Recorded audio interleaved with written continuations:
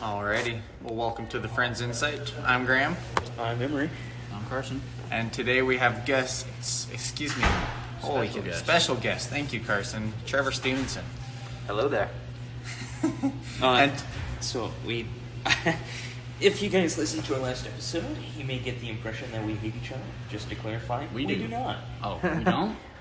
Whoa now. We do not. It's just someone had to play devil's advocate in that one. Otherwise, we would all agree, and the podcast would only be 2 minutes long. but today we have decided to talk about the subtle art of not giving a F. So basically the concept behind that, where I'm going to turn the time over to Emery so he can kind of explain it. This is kind of his forte.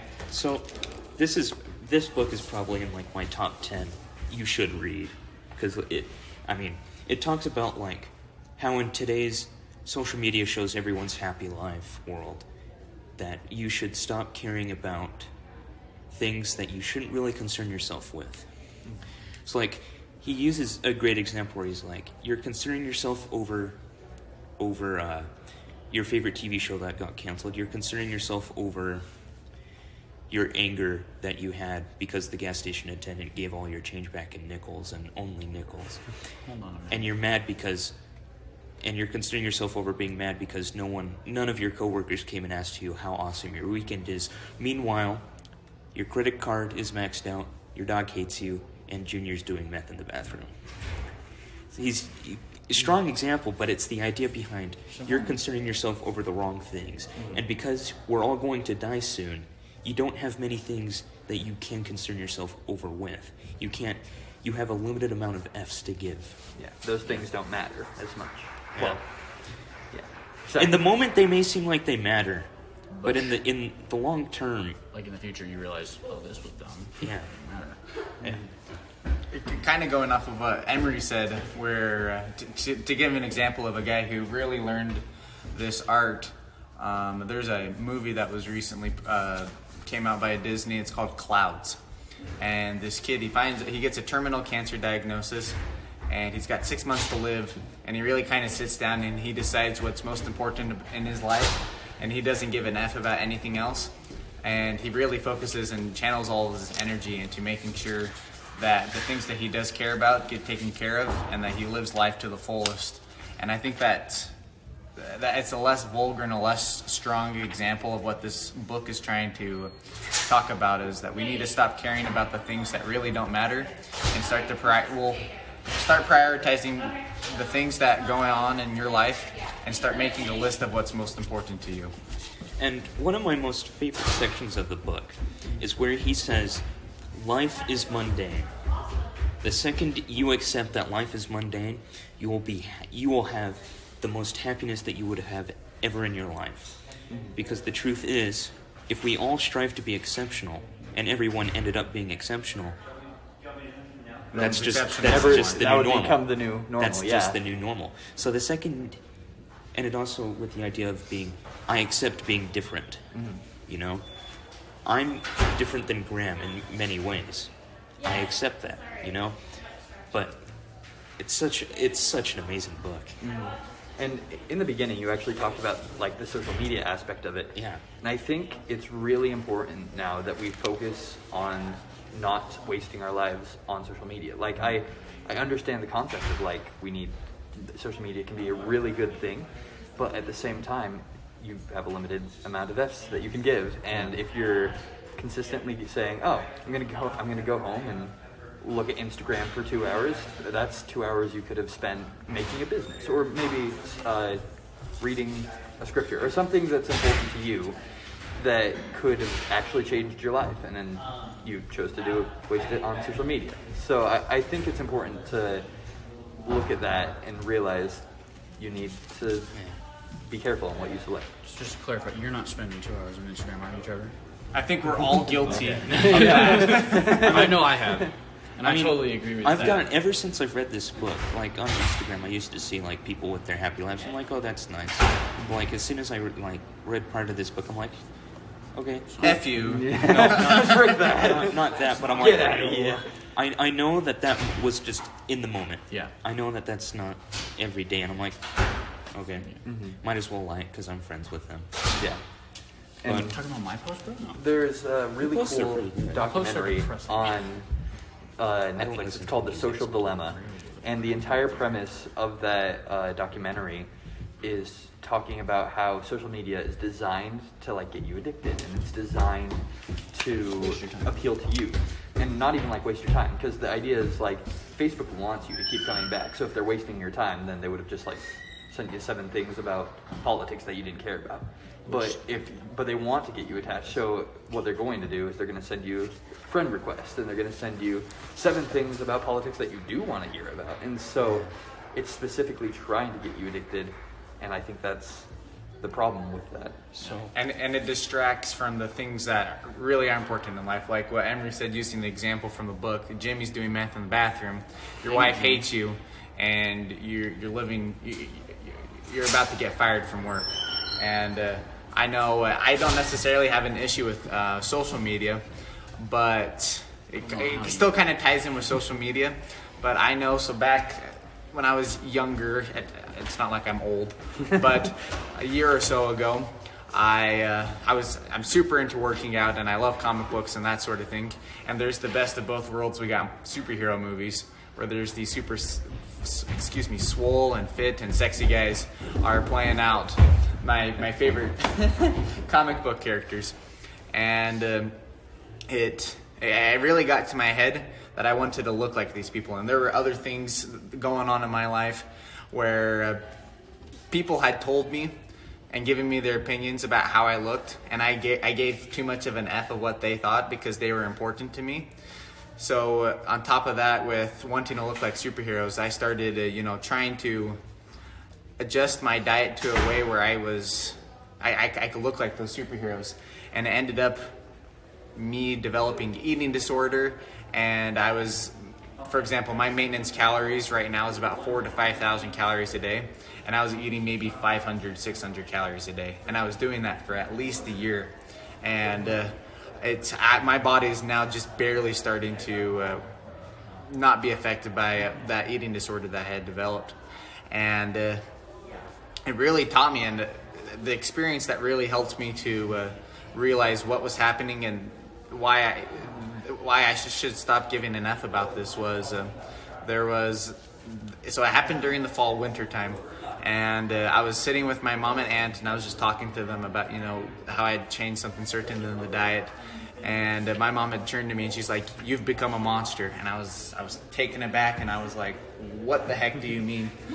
Like, Wait I'm a monster?" Excuse me? And she said, "You just care so much about how you look." And she just expressed her concern about how skinny I had gotten and how just unhealthy and unhappy I had become. And it really smacked me in the face. And I had realized that I had let other things in my life, kind of dwindle and die off because I was so focused and so self-absorbed in myself. And shout out to Mr. Peterson, Derek Peterson. He, that night after my mother had, kind of broken the news to me, I sent him an email, and I'm like, "Dude, I'm in this situation, and I don't know how to get out of this." And it was really nice. He kind of helped talk me through it. He expressed that he had gotten into a similar mindset, as we all do at some points in our life. And it really helped me to learn the importance of looking cool isn't really as important as being a good and faithful church member and a worthy priesthood holder of God. Trying to have good friendships and spending time with family, and doing those meaningful things in life. And it's amazing how dieting has helped me to realize that yes, it's important to take care of our bodies, but it shouldn't become to the point where it's an obsession and it's taking away from other things that are far more important in the light of eternity than having a six-pack ab. So there's my food for thought. that goes for everything, not just working out, but like some kids.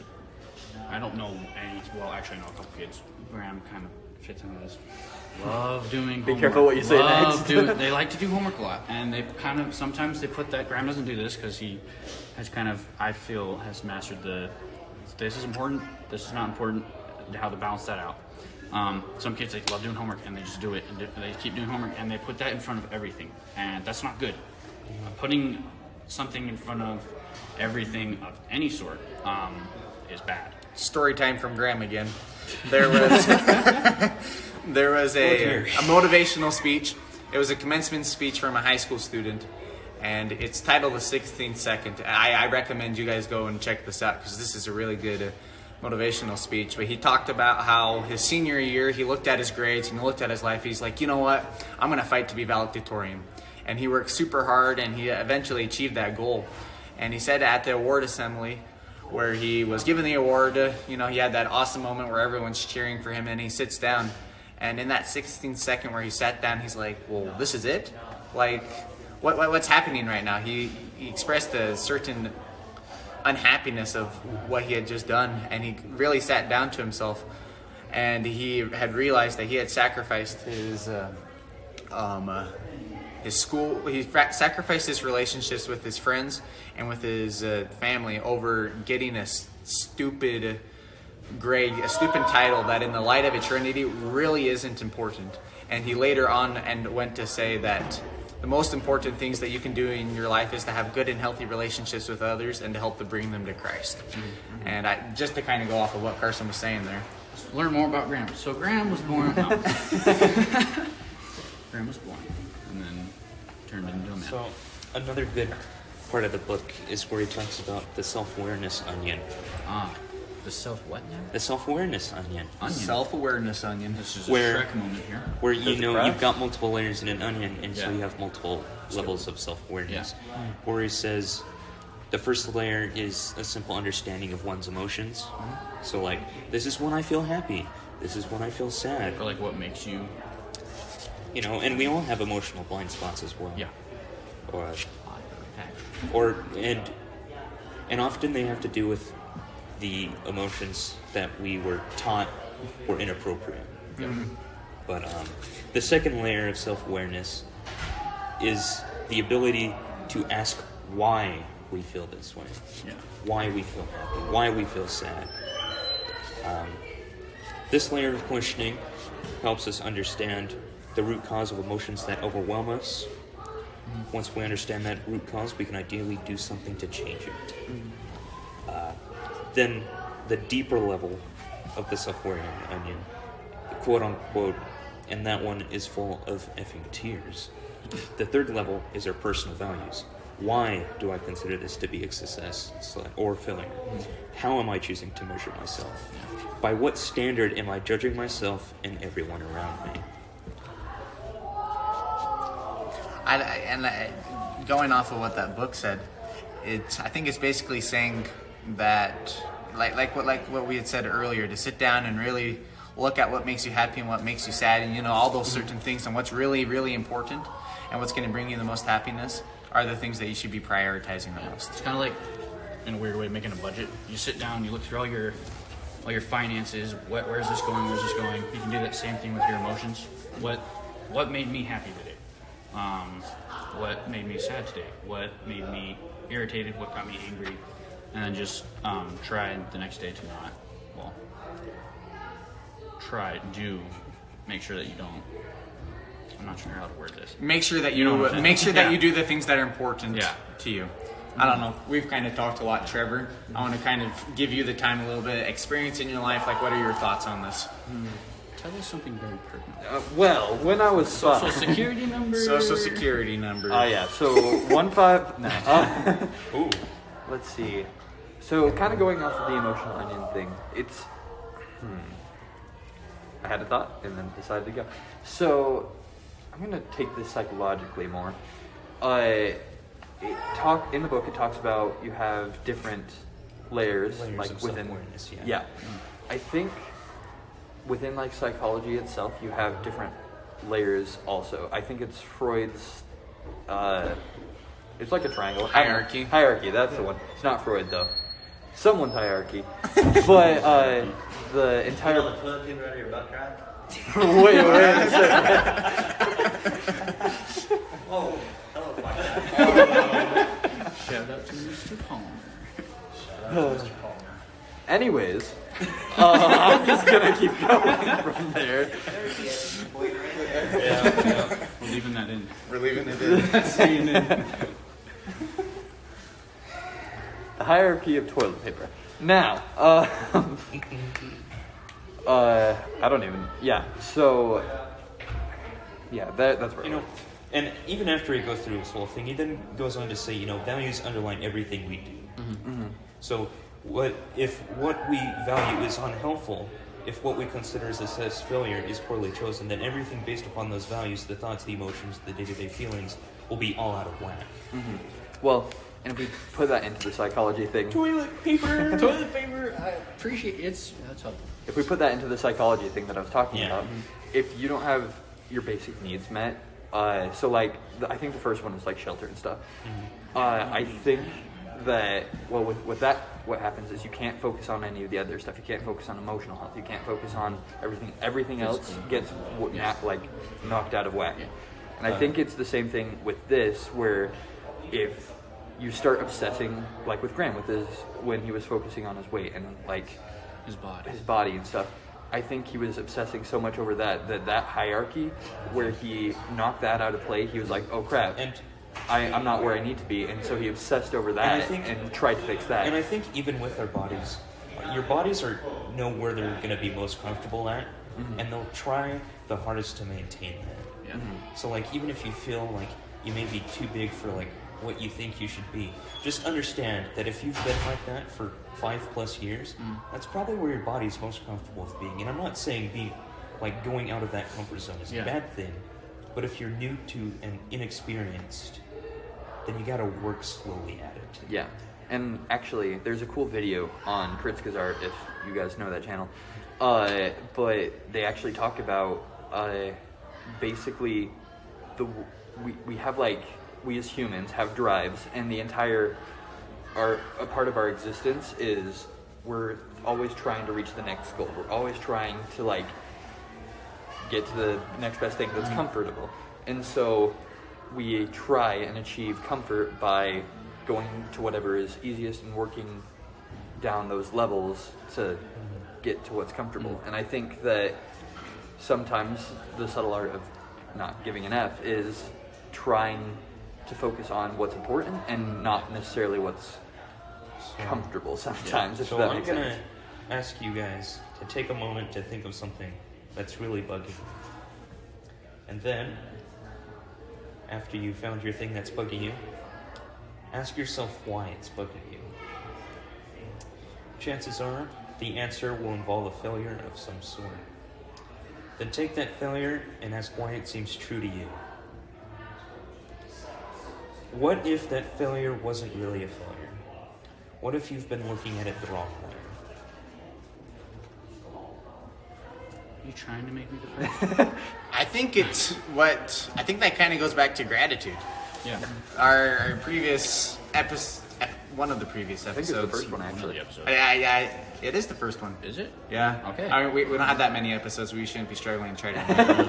Out of the 2 episodes. Remembering them though, there's not very many. But looking at our failures and something that's bugging us, and how Emery said we should shift our focus. Instead of focusing on the failure, just really driving to the fact that we screwed up on something certain, we should be grateful that we went through that experience, that we effed up, and that we can, since we're grateful for that, we can realize that since we had that good experience, we can learn from it instead of just, being stuck. Yeah. And giving too much giving too much of an F about it. Yeah. I have an experience about that. I'm going to talk now because I get to talk. Story time with Carson. Story time with Carson. This is actually part of the episode. So recently, here we're going to go back a while.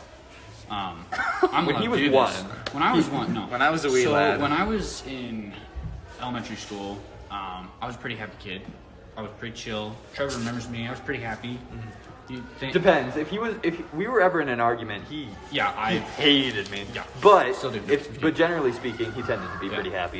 So I was a really happy kid. And then I can't remember. I don't know if you remember. There's one grade, something clicked, something snapped, and I just was a totally different person.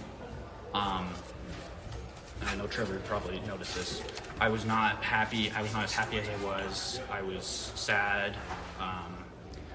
My grades weren't good in the beginning, but they were getting worse, which caused not like a ton of problems at home, just a lot of questions like why do you have these grades? Why aren't they up? And then I went to Eagle Rock. I went to middle school, and it just got worse. I thought middle school experience will help me get better. It's gonna be great.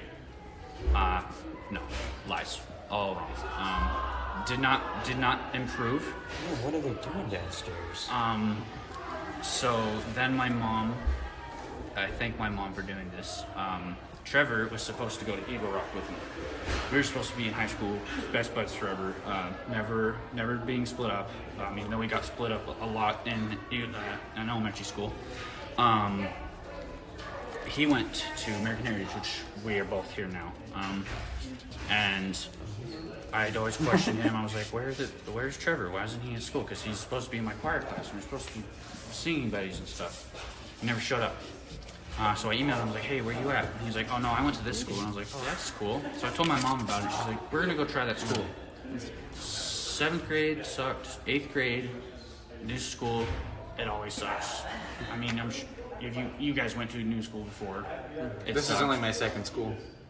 Yeah, this is my I'm like I've this. been to 3 different schools. Okay, so Emery you're like, has. like your first time being there, it kind of sucked, right? Yeah, because it's a new environment. It's a new environment. You gotta get used to your teachers. Like Mr. Rose, I was scared of him so much. Everyone was scared I of thought him. I thought he was freaking Batman. It scared me so much. And then I finally got to know my teacher. 9th grade got a little better. I was still a little depressed and stuff. Then 10th grade came around, doing a little better. Still not where I needed to be, where I thought I needed to be. 11th grade, that was crap. 11th grade was just a terrible, terrible year for everyone. And as someone a grade below, Yeah. there were so many stories Yeah. about just how horrible the 11th grade was. we were not very respectful to our teachers, and we It was apologized the for rebellious that. phase of the school. I think so, yeah. So then I got to my 12th grade year. This would be this year. You got to now. I got to now, present. I'm not like as sad as I was, and I think Trevor, Graham, and Emery have noticed that. Trevor mostly because he's known me longer. But I found something. I realized, I'm realizing this now. Through all those years of those school years, I didn't have something that made me truly happy. I had friends, and I still have friends, but I felt like there was something missing. I felt like I didn't have a purpose. And this year, I was with a friend of mine, Derek. Shout out to Derek. We were at an antique store, and we were looking around, just hanging out, and out of the corner of either mine or Derek's, I can't remember who saw him first, we saw some cameras. And I wasn't actually there to buy anything. Derek was there to buy something. He was actually there to buy a camera. We were looking for some film cameras. And that's exactly what we found. And Derek was sitting there fiddling with both of them.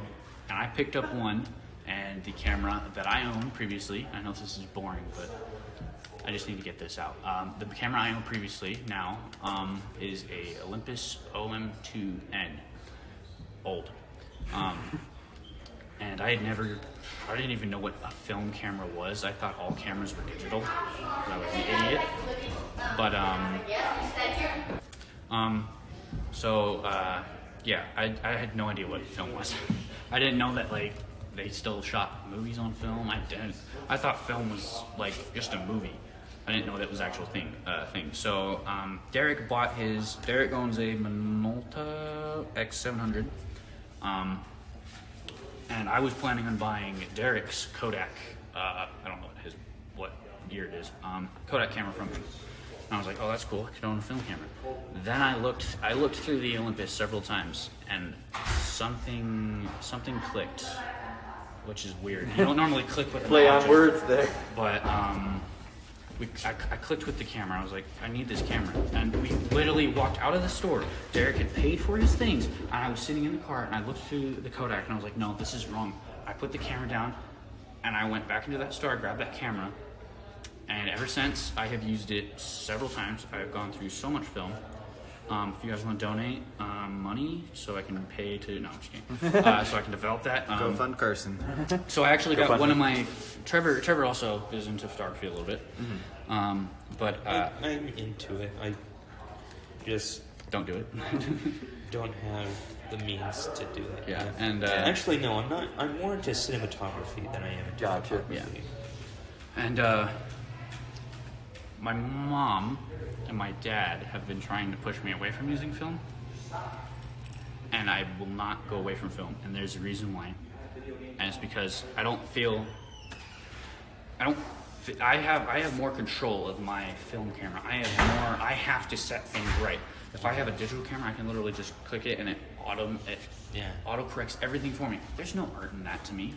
I mean, sure, it's cool, you can get a cool picture, but It's film- not the art of being able to correct your scene. yeah, and they're like, no, this is too expensive. And yeah, film is expensive. It's like $18 at Walmart. Thank you, Walmart, for being expensive. Shout out to No, but I got my This episode is first- sponsored by Walmart. Don't say that. That's a lie. That's a lie. I don't think we can say that legally. But that for legal reasons this is a joke. But I got my first canister developed a couple days ago, and I again don't know anything about film cameras, so I opened the back of that camera up a lot. So half of the photos that I got were all ruined. Now, they're not failures, like Emery was saying. Think about your failures. I didn't fail at taking those photos. I just messed up a little bit. Now, I've taken those photos, and the way, now that I'm not saying I'm a professional photographer, but now looking at it through a photographer's eye, those photos are special to me because I took them and now I can't go back and retake, well, I could, but I can't go back and relive those moments. And I feel like I was in my happiest moments of my life when I got that camera, when I first used that camera, when I went and did my first street photography with Derek, when I go take pictures with Trevor. I'm happy. I feel like I'm truly happy. And I'm not saying I'm not happy when I'm not doing photography. I'm happy right now. But I feel that in a photography perspective, you can kind of look at life. I'm not saying everybody needs to look at life like this, but you can look at life in different ways. I mean, sure, maybe Graham thinks I look stupid. I don't care. The way I look at it, I look at myself as a picture, as an image, as a living human being.